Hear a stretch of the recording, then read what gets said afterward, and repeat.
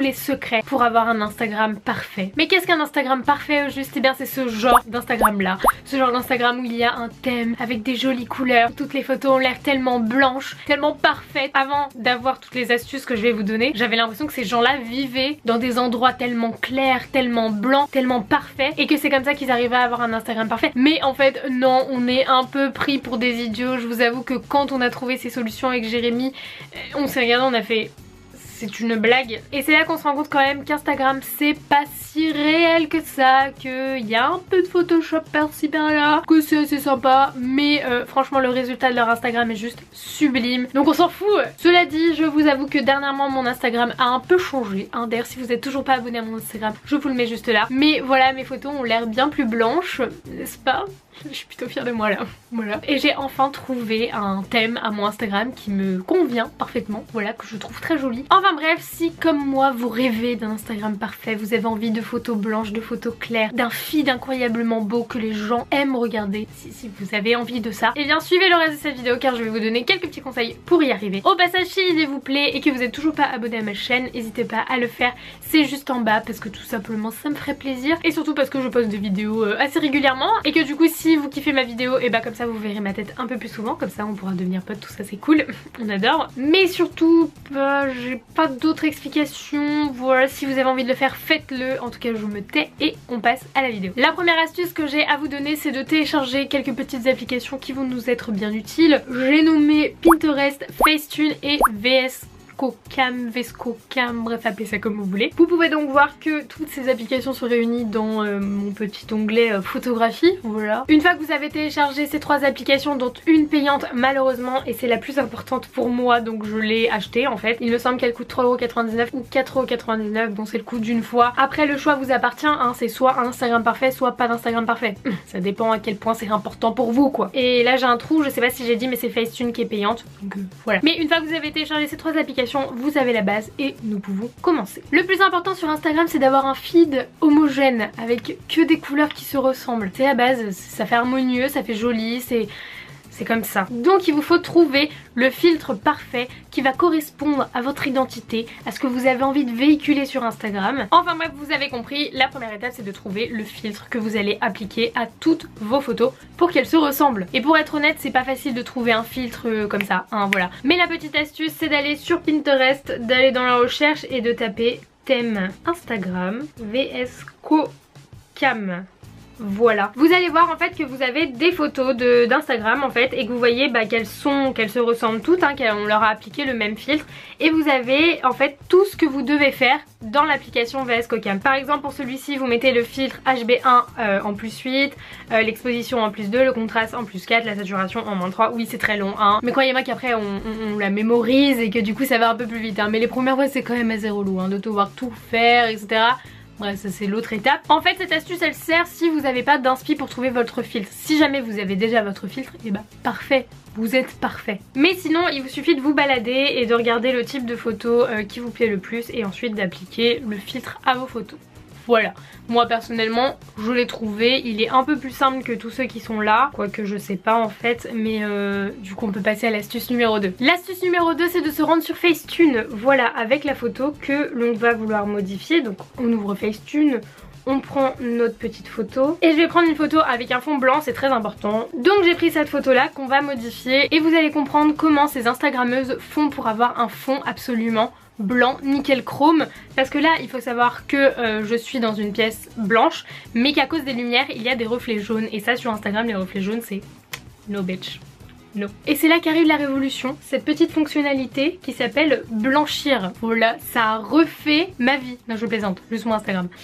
Et en fait tout simplement vous allez venir crayonner en fait, je sais pas comment vous voulez appeler ça, mais tout ce qui est blanc, et du coup vous allez le rendre 2 fois plus blanc. Je ne sais pas si je me suis bien exprimée. Bref, je pense que vous avez compris, de toute façon vous le voyez en même temps. Et comme ça vous voyez, tous les reflets jaunes disparaissent. On va se retrouver avec un fond juste blanc de chez blanc, tout ce qu'on aime et tout ce qu'on veut.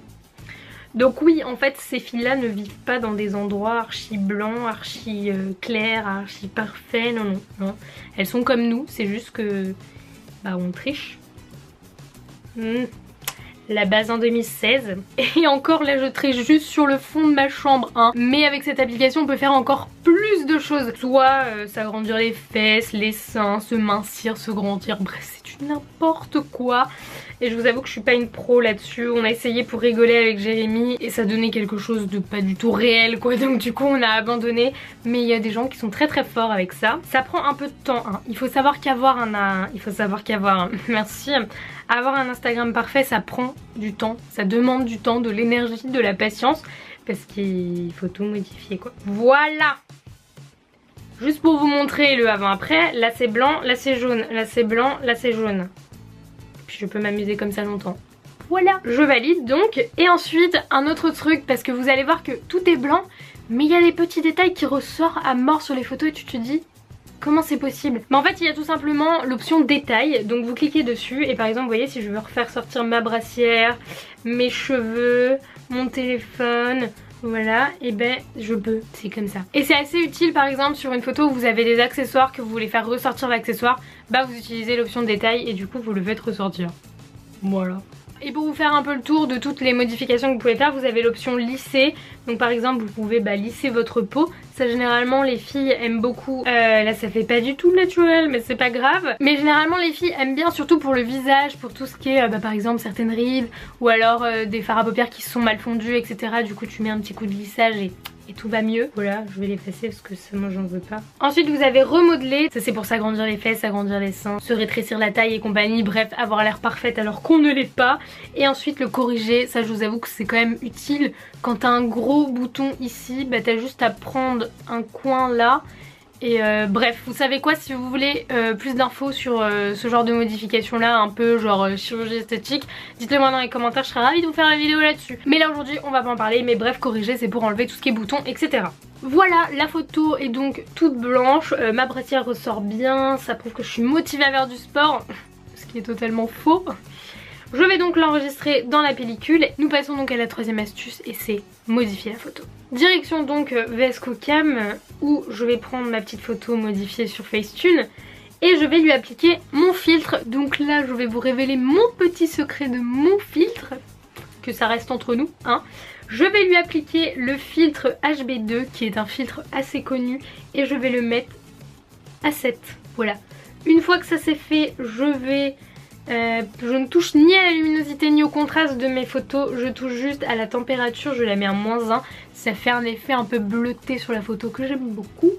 Et ensuite je vais mettre +1 sur la teinte parce que ça réchauffe un peu l'image et du coup pour moi c'est le combo parfait. Donc en fait si c'est bien ce que je disais, mon filtre est quand même beaucoup plus simple que ceux qu'on a pu voir sur Pinterest. Il est assez court, il y a 3 modifications, voilà. Pas mal. Je l'enregistre et une fois que c'est terminé je peux la poster sur Instagram.